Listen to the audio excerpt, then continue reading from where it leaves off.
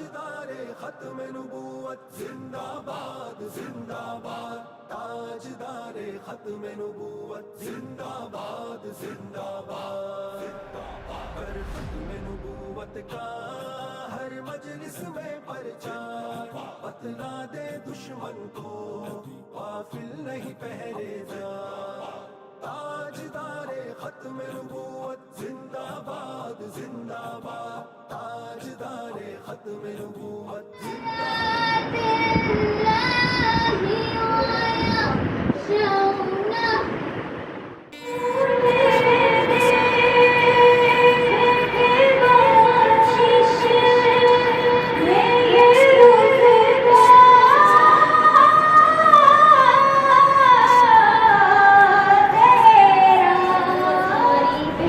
کا مسئلہ ہے،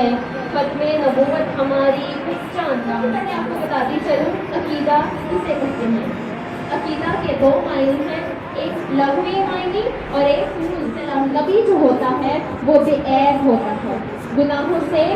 پاک ہوتا ہے۔ نبی اور رسول سے گناہ صادر صلی اللہ علیہ وآلہ وسلم تمہارے مردوں میں سے کسی کے باپ نہیں، لیکن اللہ کے رسول ہیں اور سب نبیوں میں آخری۔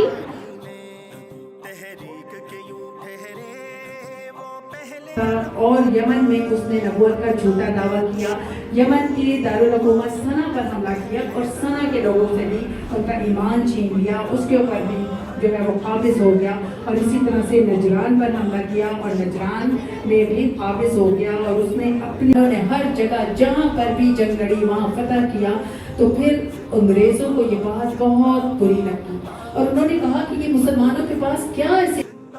اور اسی کے لیے پھر وہ جب وہ پلاننگ کرتے ہیں اسٹارٹ، اور پھر مسلمانوں کی زندگیوں پر جنگ کرنا شروع کرتے ہیں، اور مسلمان جو ہے وہ بہت ہی زیادہ ترقی کی طرف جا رہے ہیں، اس کو پیچھے لایا جائے، اور پھر وہ اپنی پلاننگ کسی طرح جو ہے وہ شروع ہوتی ہے۔ تو پھر یہ معاملہ سارا جو ہے نا وہ سیکشن اسٹارٹ کرتے ہیں کہ کس طرح سے ہندوستان سے ایک شخص کو سلیکٹ کیا جائے جو چھٹی نبی ہونے کا سب جانتے ہیں نا، وصاف کے بارے میں، وصاف نبی کے بارے میں کہ نبی ہر قسم کے ایپ سے پاس ہو گئے، اور جبکہ مرزا غلام قادیانی جو تھا وہ ایک کام سے اللہ اور ایک کام سے مراد میں چلتا تھا۔